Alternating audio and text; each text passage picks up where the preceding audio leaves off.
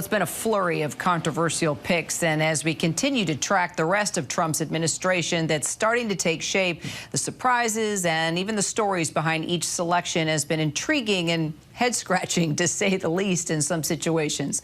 Former Senate candidate and celebrity doctor, Dr. Oz, is Trump's pick to run the Centers for Medicare and Medicaid Services, but it's the newest name that's making headlines today.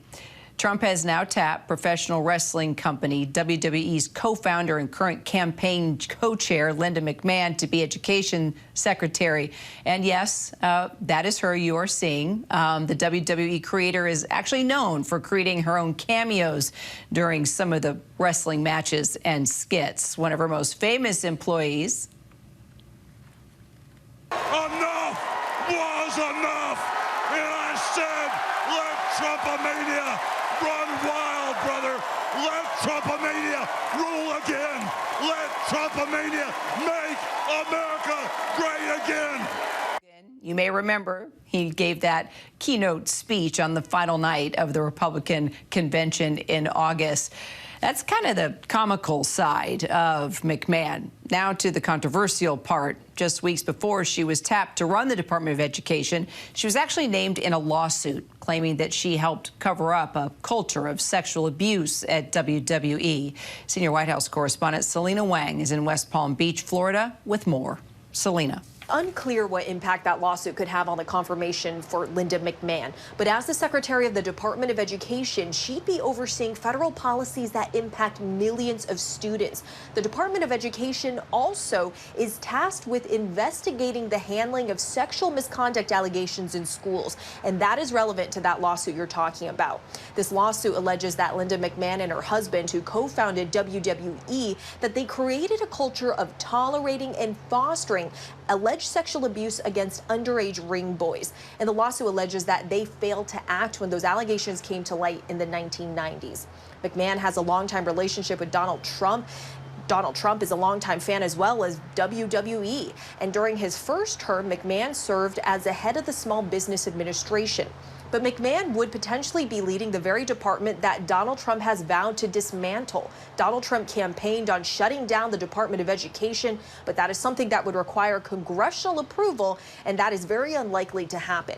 This also comes as Donald Trump is filling other key posts. He has announced Matthew Whitaker to serve as the ambassador to NATO. Whitaker does not have much foreign policy experience, but he is the former acting attorney general from Iowa, and he also campaigned aggressively for Donald Trump.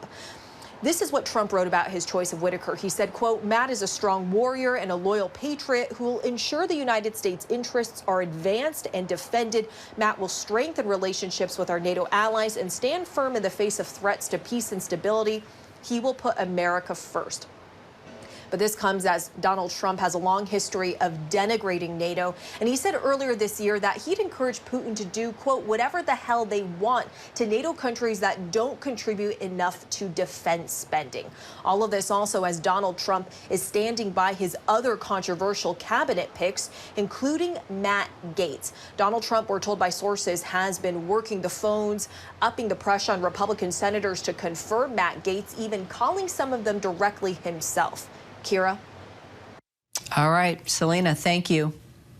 And now that we've learned more about this lawsuit claiming that Linda McMahon was the leader in trying to conceal the sordid underbelly of WWE's sexual abuse culture, we should point out that if she is confirmed as Secretary of Education, she would actually oversee federal efforts to prevent sexual abuse in schools, including Title IX and that program which holds colleges accountable for its handling of sexual assault. My next guest has already called McMahon's nomination a red alert moment for American public education for other concerns. So let's address all of them with her. Jennifer Jenkins is the founder of Educated We Stand, a nonpartisan organization dedicated to safeguarding the integrity of public education. Jennifer, good to see you. First of all, your reaction to the lawsuit that we've obtained.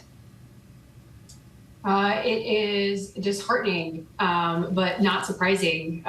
It's also frustrating. You know, over the past 4 years as an educator and a school board member, I have listened to one political party and extremist allies refer to our teachers as groomers and pedophiles over and over again. And now we have accused sexual abusers, accused pedophiles, and now someone accused of turning a blind eye to the grooming of young children as our cabinet nominees. I feel like Trump is playing a joke on us with a primary focus on ensuring we have foxes guarding the henhouse.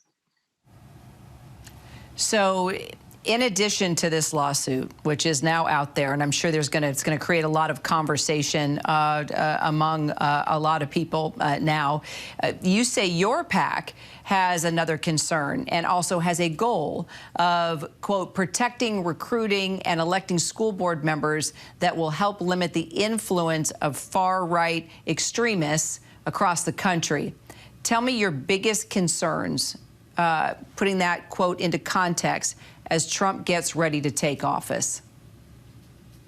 I'm deeply concerned. We hear claims over and over again of him and his willingness to shut down the Department of Education. And even though it's more about politics than actual policy, it plays into a wider agenda. They are attempting to shift education control entirely to the states, which would allow them to impose their own ideological views into our classroom curriculums. And an unfortunate reality is that it's already happening in some of our states. Extremist groups like Moms for Liberty and officials like DeSantis have been pushing for greater control over what's taught in our schools. They focus on banning books and rewriting our history just to fit their perspective.